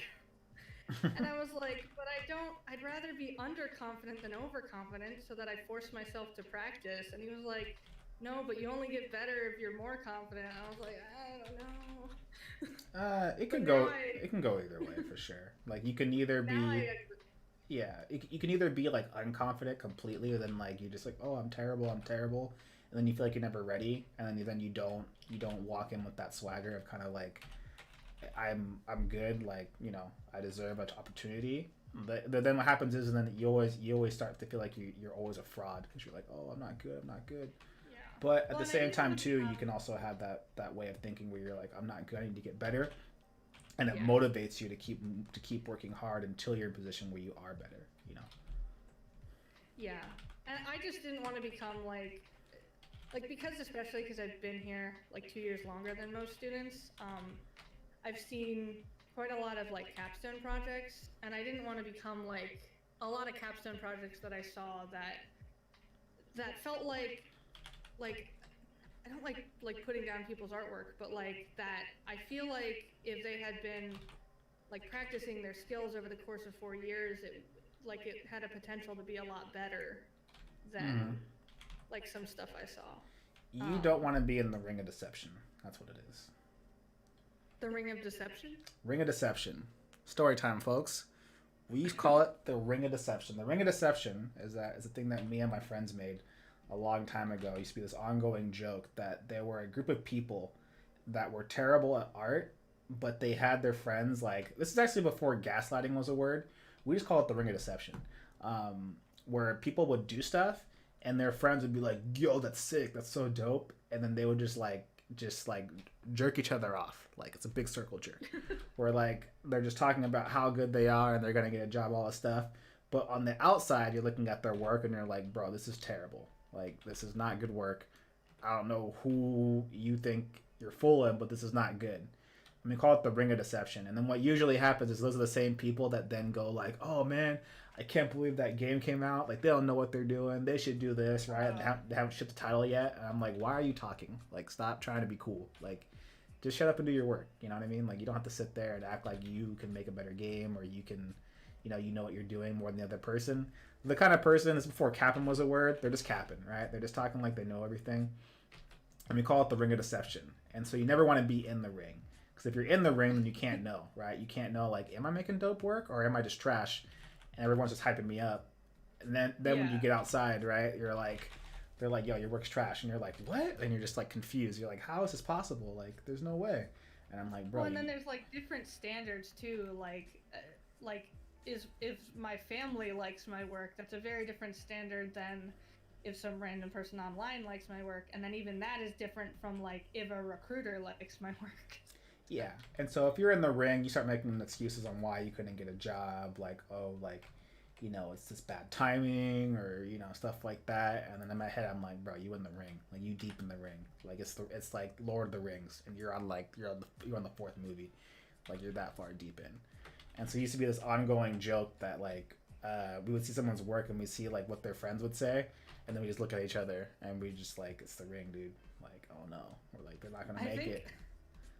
I think I'm usually pretty objective about my work because I don't really have friends to hype me up until recently. I've gotten into a few communities, which is nice. But usually I'm like, I just compare it to work that I like, and I'm like, well, I'm not there, so I'm not going to pretend that I am. Yeah, that's a good way of doing it too. Yeah, having a good standard of artists that you admire. I mean, like what I always did is I always printed out, like my wall used to have all the artists that I liked, and then I would just have that up and I would just look at it and I would be like, okay, until I'm there, you know, clearly like I need to keep working on my stuff. And that's kind of how I always went. Like, I think I may have a picture of it. Like, let me see if I can find it. I have like literally too many. I can never print them out. Every day I'm finding new cool art from people I've never seen before. Ooh, okay. Actually, I do have it. Yeah. So this was when I used to live in Spain. This was my workspace. This is like super ghetto. It's a Mac Pro, like a super old Mac Pro, with my little iPad, my Gandalf stick that I bought in Segovia, which is like a neighboring town, and then my two Samsung monitors that I bought in Spain because like you had to have a certain kind of like monitor in order for things to work. So then I brought that, and then this was all I broke their printer at work at the studio that I was working for, because I was printing like super high gloss shit, And so he had all character stuff for the most part. I had all like environment stuff, and these are all the artists that I had that I really really liked their work. And I was like, okay, I would look at that and I'd be like, am I tight? And the answer is no. I'm like that I'm trash. So I do a similar thing, but with Pinterest. yeah. So yeah, you see my terrible speakers. I had an iPod back then. This is how you know we're old. I had an iPod. I had some wipes. All right, before COVID, I had wipes. I had like clean wipes to wipe my stuff down, and then I don't know why I had like a flossing thing right there. I don't know what that was about. That was a weird time. And then so that was my desk, and we were all in there like super freaking cramped. You see my big jug of water right there? Hell yeah. And that's where we like lived like after work. We play games, we do whatever, and that was the vibe out in there. So so you print out your work and you put it out there and stuff. Nowadays, you'll see the work behind me now. So actually, if I go to my camera here, let's see. If I go to my camera, you'll see a lot of zoom in here. You'll see a lot of like artwork that I admire from people. I've bought work from people that I admire. So I have some like old school stuff from Omar Dagan, my friend Paul. That one right there is an original Charles Hugh. I have stuff from Andy Kung, all kinds of artists. I recently got a Sanders thing. It kind of reminds me of my wife because she's Hawaiian, so I have this little thing right here. It's a super cool little pinup aloha thing. So I have all kinds of little art stuff all around here. So now I like to buy art, and you can already see some like in that corner as well. So I like to buy art. That's my thing now. I like to purchase now art. that I have a little bit of like spending money, I've been trying to buy like prints from artists that I really like. Like there's this one artist I've been following. I think was one of the first artists I ever followed on Twitter, and I had always wanted their prints, and I finally was able to order some Nice. like a month ago, or it was like a couple weeks ago, but they haven't arrived yet because like COVID is slowing down production and stuff, which is understandable. Yeah. We're definitely in that mode where it's like, I definitely recommend this now. If you can, start collecting work of artists that you admire now. Because you'll definitely probably have some originals, especially artists that you kind of feel that are going to be like dope. Then I would definitely recommend that. It's definitely a good thing. It's a good investment. For sure. Okay, let's keep working here. So, Indiana, right? Yeah. When are you gonna come out to the next art event? That's gonna be your main thing. You need to start saving now. If you're serious about it. Because I don't really have much of a social circle, I don't really know. I know there's Gen Con, but like, I've never really gotten into it because I don't want to go by myself, and I don't really have anyone to go with. You can find some people for sure. So you're gonna have to definitely like get over that at some point. And definitely what I would do is I would just talk to some of your fellow mates and be like, yo, let's all go together. Let's all save money and let's all do it. I think if you can do it that way. But if you start making friends now on like Discord and stuff like that, you're gonna meet people that are like, oh, we're going, we'll meet you there. And that's always a nice thing too. So there are definitely ways around it. About like meeting people like in person that you don't actually know, like random online people. That's literally, so granted this is like a male privilege kind of bullshit here, so I totally understand that.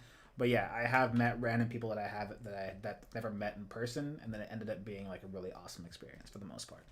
So luckily I haven't had any like weird encounters yet, like boy or girl, but again, luckily I'm very privileged in the sense that I don't have to like worry about someone trying to take me. But for the most part, if you go to like these art events where there's multiple people, you know what I mean? Like you're usually in the clear. Like you're never gonna meet anyone that's like super weird.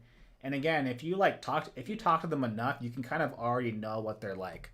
Like I've only met Michael once, like in person once, like literally once ever.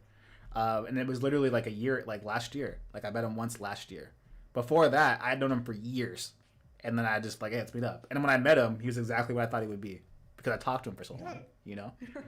So it's like, I think hearing someone's voice puts me more at ease versus just, seeing like text. yeah, and so Discord is great for that because you'll be talking to them, like, like I never met Pally before. Pally's like a guy that I never met before, Michael. But if I were to meet him, I would know who I think Pally is as a person is exactly what I would expect. I wouldn't be surprised at him. Like, you know what I mean?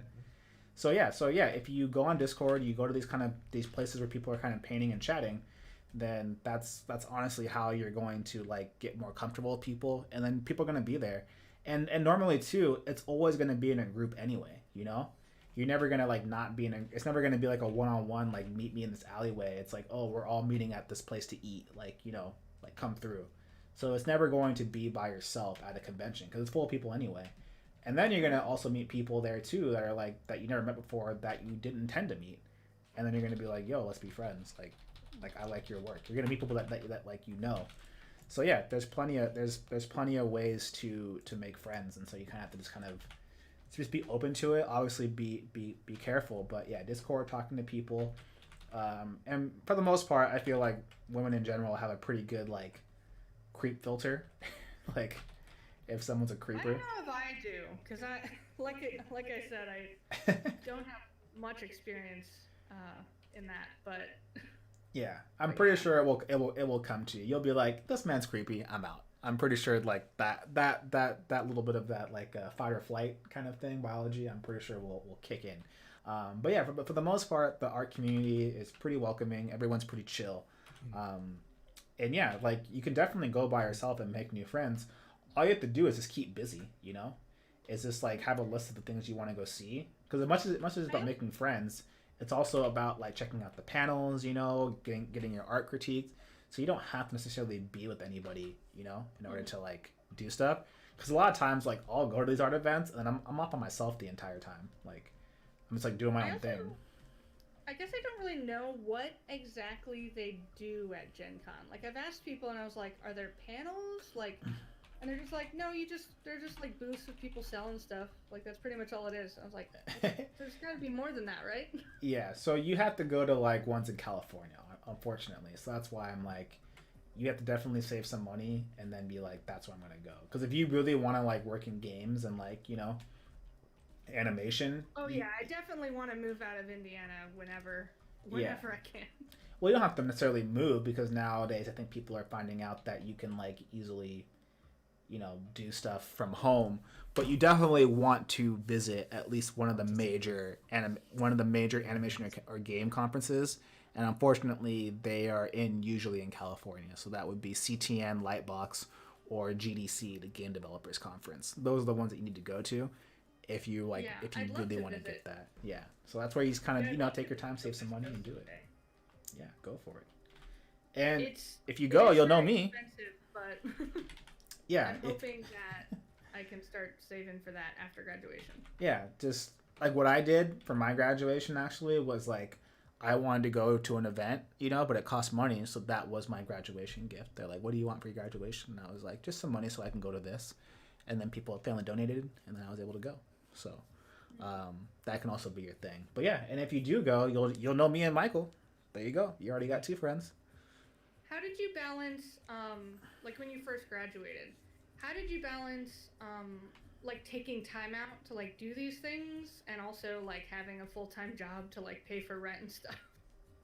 I don't know. I mean, normally I would just ask for time off. So I just say, because normally you get sick days or vacation days. So then I just plan ahead with my job to like, I'll get my work done early. So that way I just say, hey boss, I'm going. Okay. So you had a job where they like offered paid vacation and sick days and stuff. Most studios will have to legally have to kind of offer you that kind of stuff. But if they don't, you just make sure that it's only like 3 to 4 days. So not a lot can happen art-wise in 3 to 4 days. That's going to like end your career. So normally if you plan ahead enough, then you just tell your person that you're working with, hey, I'm going to be out for 3 or 4 days. Like, so if you need anything from me, let's do it before that. And if I do something before that, don't expect to get back to me until after I get back, So it's all about. That's why I say save now, plan now. Because if you plan for it, there's literally nothing anyone can do. They can't be like, what? Like you plan for this for a year? Like you'll already know what's coming down the pipeline, and you'll be fine. So, um, yeah, it's never an issue of like balancing stuff. It's just a matter of just telling like your superiors like, hey, I'm gonna be out. Like, and they're just like, all right, like these are the things you need to do before you go. And you're like, all right, cool. And you know about it, and you just work it out. Oh, okay, I was thinking like in my situation currently, like after graduating, I don't have a art job lined up yet. So I have a non-industry job that doesn't offer like paid time off or anything. So I was looking into trying to take time off to like go somewhere after graduation, but I'm trying to figure out how to do that without losing those hours.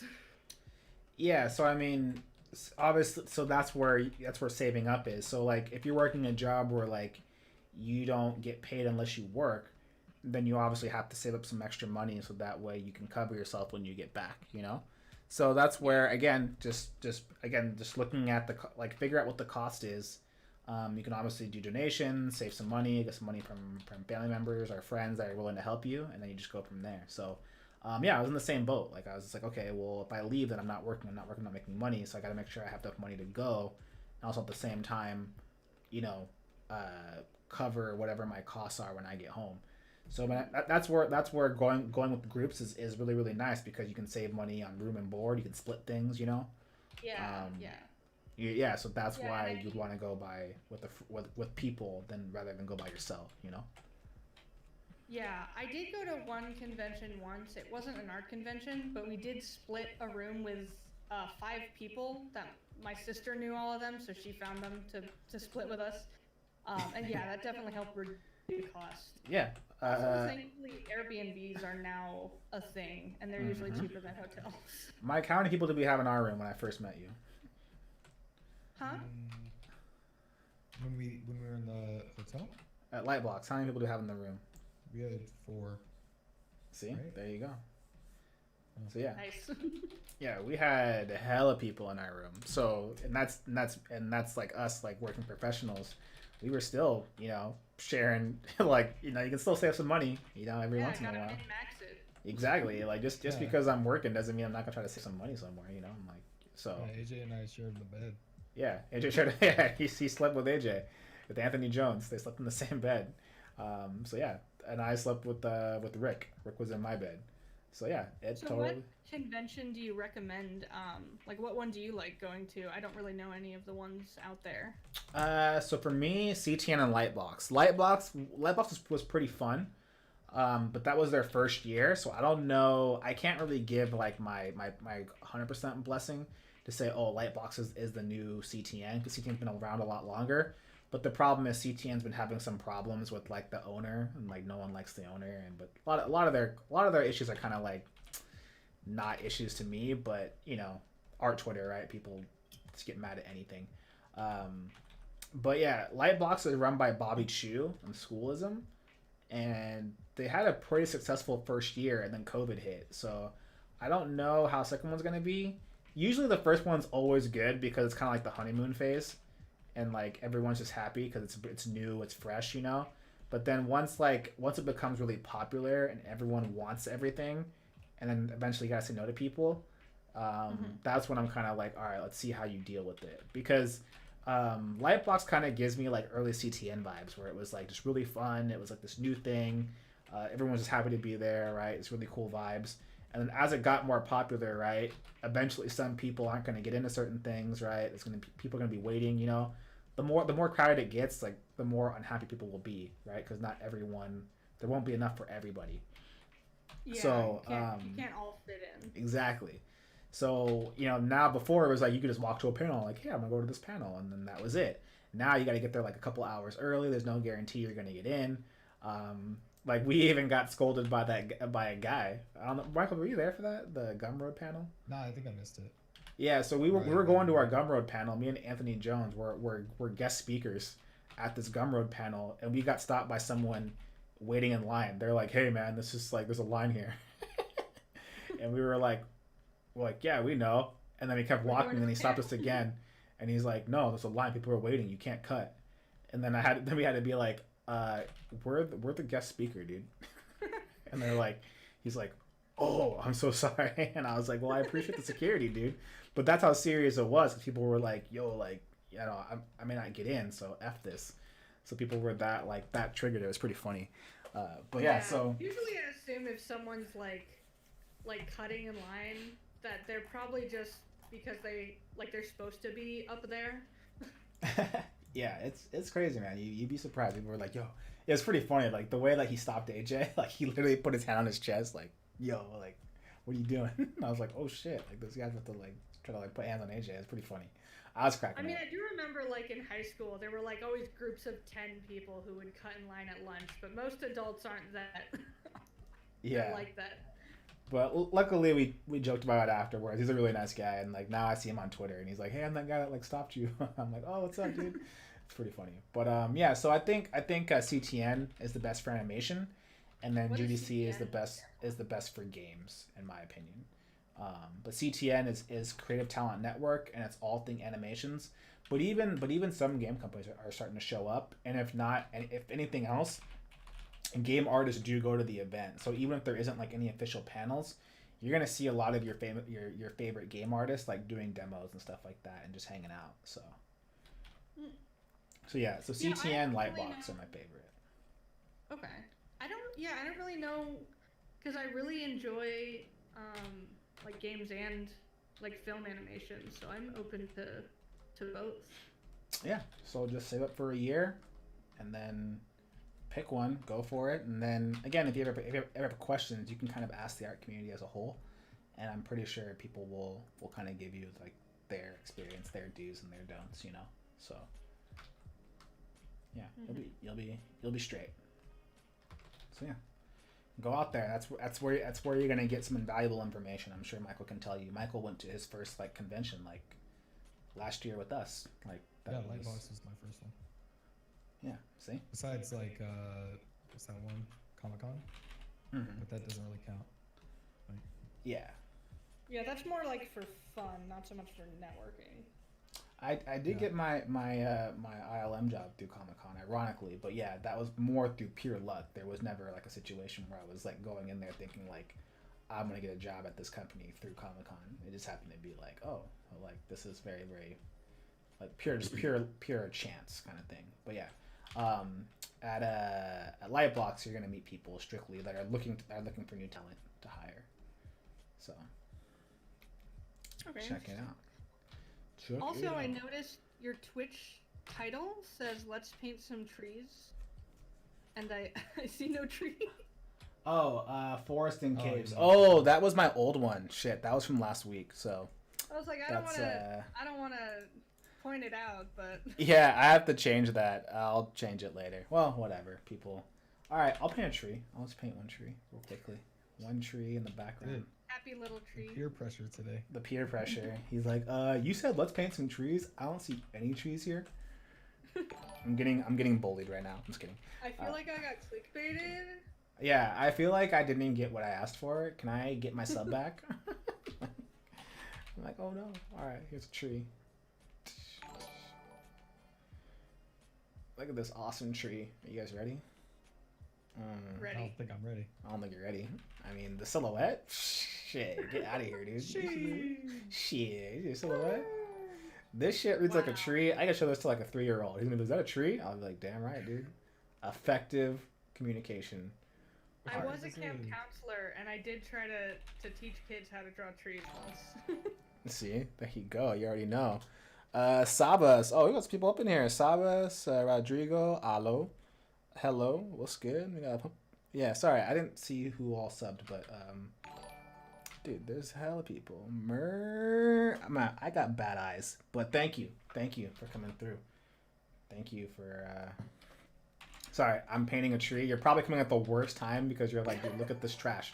Oh no, all these people are coming at the worst time that I am painting this trash. But look at this tree though. It's stand. Come on, that's a good tree. Like, that's a pretty This decent is tree. my fault. All right, I'll do you one better. I'm gonna paint the tree, and so we go like full like full epicness with the tree, I'm gonna give you leaves. Cause I'm that kind of guy. Like I'm super dope. I'm super nice, right? Leaves? Psh, Oh. you ready? Oh shit, you ready? Ready? Hold up. All right, get that spacing Don't right. let them catch you with the Right? leaves. Stop playing. Get the spacing right. Nice. Nice. Okay, hold on. That wasn't good. First of all, wrong layer. Let's do that. Second of all, wrong brush. So the brush I probably want to use here actually is the fur brush. Fur brush is always good for particles. Don't play Pro with the tip. brush. Pro tip. Let me show you what's up. Hold up. Where's the fur brush? Where the hell is it? I have it somewhere here. Standing. It's a ripple. That's the ripple brush. Where's the fur brush? Bam, right there. So all right, fur brush. Right, this guy. Take this brush, turn it off with the color dynamics. Right, put it on rotation. Now, okay, I probably gotta mess with the scattering actually. Yeah, there we go. Boom. See, now it's like you can really now it really feels like it's like further away. But actually, it's probably a little bit too small. I'm not sure if I'm rocking with that. The count jitter. Okay, probably a little bit bigger. So how do I fix that, actually? The scatter? Okay, less scatter. There you go. Cool. And then maybe I can make it like, I can make it go on like a cool angle. All right, so this is getting a little complicated now, so what I have to do is put on a different layer. All right, hold on a second. It's going to be tight. Just give me a second. We're working with it. So we got to add new layer, and then there we go. So there we go. Just put those nice little trees. So now this tree is getting Thanos right now. Like, it's happening. It's the snapping. It doesn't want to go. It doesn't want to go, but it's happening right there. So the tree's getting Thanos. That's just a vibe. And then we'll go back to painting my awesome tree, right? Bam. So you're welcome. Thank you guys for your sub. That was not worth the sub or the follow, you know. I don't have to tell you. Blame Sarah. All right, hold on a second. Blame me.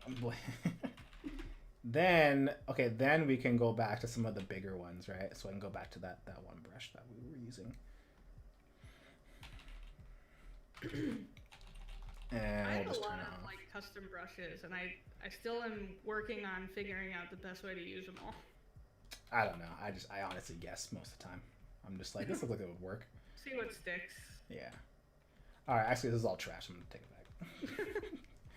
So I'm just gonna do a little bit. I think what I'll just do is I'll just do a couple. Yeah. Yeah. You know what? I think actually the one I used originally was better. Yeah. Actually, this actually works pretty well. We'll go back to this one. And then we'll throw some like lighting on it or something like that. But that's a bomb tree right there. Bam, dude. There's the guy. He's just chilling there with his, I gotta give him a staff. So let's, you know. Every small character in the foreground must have Yeah, a staff. if you got mad at me for not giving him a staff, then I would have been like, all right, that's my fault. I would have apologized. But the tree, I'm like, nah. Forget you. Cape, Yeah. staff. Yeah. Yeah, if you said kill him, where's the hell's the staff? I'd have been like, damn, that's, you know, I apologize. I feel bad. But the tree, I'm like, come on, give me a break. All right, so we'll give him the staff. That's very on brand. And let's see. Zoom out. Yeah. See, that's not bad. It still kind of reads a little bit as a tree that's getting Thanos'd into the wind. All right, so let's be serious here. Let's paint a real tree, actually, since I probably have about 3 minutes left. Let's actually try to really paint a real tree here. So if I were to paint a tree, how would I do this? Well, whenever you paint a tree, I always try to get the branches first. Like, that's what I always do. And thanks for the follow. Appreciate it. I can't see if it's a follow or sub. I assume it's a follow. I don't know. I'm really bad at Twitch. I'm really bad at, like, everything. All things Behance, Twitch. Yeah. Cool. So, yeah. So, normally, I just get all that stuff. And then I actually separate it to the actual branches. And then because it's really, really far away, I'll just draw a couple of circles, like, honestly. And then that should usually solve the issue. And then I'll just use, like, I have, like, a random tree brush. Yeah, that works. Oh, I've never thought of using the lasso to do trees that way. Yeah, lasso is usually like a really really easy way because it creates the shape that you want, but see all that kind of negative space you're getting in there. It kind Yeah. of it's like kind of controlled chaos. You're using a Yeah. brush that like by default is going to be like kind of crazy, but by keeping it in kind of like a lasso selection, you get more control over it. So again, then after that, then I kind of just like to erase certain edges, and then I just kind of go That's a from there. good idea. How have I never Yeah, thought of that? see, there we go. Now we're talking about it. Greetings from Argentina. Argentina, what's good? I love me some Argentinians in the house. You know, some Argentinians, some Indianans. Right? When someone told me that from a country, I think of the best soccer player there. So I'm like, all right, Sergio Aguero, Lionel Messi. Because I'm a weird soccer person, so I apologize. All right. Let's see here. Or football for my European people. Yeah, so that's what I usually do. Is I kind of just get that part in, and then sometimes like I'll get like another brush and I'll kind of mess around with it. But yeah, we're chilling. Yeah, I spend a lot of time trying to like refine the edges so that it doesn't look too random. And that's a good helpful thing to like do that without yeah. spending so much time on it. Yeah, honestly, it's really about the branches. If you can figure out the branches, then like you're good. Like any kind of tree is only as good as like is only as good as its roots that it's standing on. So again, like if I'm drawing a tree right here, like I really think about like really nailing down the shapes. So like if I'm drawing just like a regular straight tree, I will make sure that like everything makes sense in terms of like the branches, like how they're sitting, like all that kind of stuff before I do anything. So I do like a lot of this kind of stuff where I'm cutting into the shape. I'm thinking about what kind of tree like I want to do. Like, you know, do I want to be like super super like, you know, windy, like that kind of stuff, and then I kind of just like begin to kind of sculpt it out until like it looks like somewhat legit. And then Yeah, sometimes I that really same like. thing I do with the branches too, or with the leaves, I'll do it with the branches as well. So like I'll show you an example right here real quick. Is maybe actually hold on a second. Let me get this shape down real quickly. There we go. There's the shape that I want. This is probably the worst brush, but I'm at this point I'm just kind of married to it, so whatever. But what I always do is I'll separate it. I'll do the same thing, right? I'll make those like kind of circles of where I want the branches to be, and then I'll go and I'll grab like I have branch brushes that I use, and so then I kind of just do this, like I'll just like that, you know, and then I'll just obviously erase because they're facing the wrong way, but you know, I'll do that kind of stuff. And then I'll kind of just erase it where I see fit, and I'll kind of paint over it. And then, Yeah. but those circles will really really help out, because I don't want it to be like too much of one thing. So then I'll go in there and I'll like Yeah, manually. I'll manually do it, and then kind of just give it that flavor that I'm looking for. And so the only reason like I've been like kind of really practicing my tree branch stuff because having to paint those forest paintings that I showed you guys earlier, like I had to get like really kind of down on that. And then eventually once I like get everything where I want, I'll merge it down. Then I'll start kind of playing with like shadows. So like, you know, if usually if a branch comes across, you know, there's going to be a shadow underneath it. So I'll start getting some of those shadows in certain areas. I'll start to kind of like paint in just different kinds of like if there's bark and stuff like that. So normally this is kind of like I'll put it on a different layer as well to kind of really get some of those shapes in there. And I'll just slowly but surely. Normally I'll put like a little bit of a lighting towards like the center of it, like so it's kind of like this nice gradation, and I'll do stuff like that. And then eventually when I get to somewhere where I want to be, then I'll go to maybe that kind of brush that has like a gradation on it or any kind of like color dynamics on it, and then I'll kind of just like slowly but surely kind of add some of that painterly kind of quality to it. And then I'll eventually I might use like a smudge brush, something like that, but that's kind of how I get down when I'm kind of painting a tree.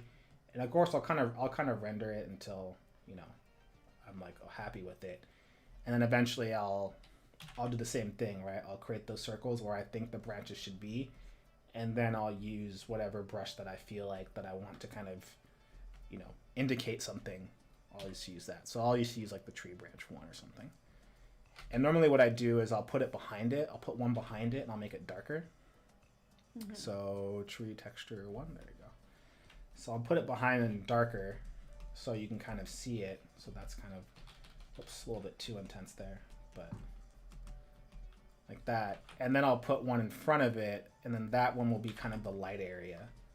It'll be a little bit lighter. So then now it helps create that shape of like light and shadow a little bit, because you're kind of painting on top of it, and then eventually you kind of merge it all down and then you just kind of render it out. So yeah, that's one way to handle it. So yeah, there you go.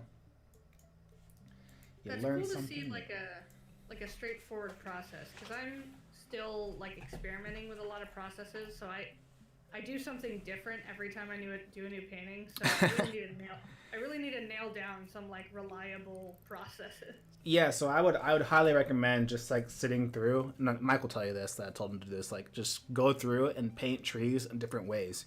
Use different brushes, use different techniques, and then just kind of document it, and then figure out which way you like the best. So that's how I learned. Is I tried different brushes, I tried different approaches.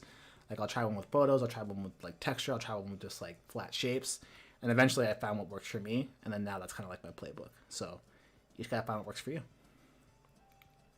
and that's the way to go. So we are at 2:05. Sarah, you can hang in for a second because I gotta like end the stream. But yeah. So we painted a little cave. We didn't save, or no, we did save. Actually, I lied. We did save a little thing. I have a little tree that I'm gonna take out so I don't make anyone mad because my tree's terrible. But yeah, thank you everyone for coming through. It is portfolio day. If you are looking to show your portfolio or whatever, you can go to my page on my Twitter, and I have a little thread right now where I'm asking people to put their portfolios. I don't know where I had it. Right there, bam. And you can throw your portfolio in there and hopefully get some eyes on it if you're looking, to do that sort of thing. And yeah, I'm streaming every Tuesday usually. Sometimes I'll do the weekends, but I'm on Behance, and that's where I be. So you can see me posting all kinds of work. So yeah, so thank you, Michael, for holding it down. Thank you, Sarah, for coming through. I really, really appreciate it. It was very nice talking to you.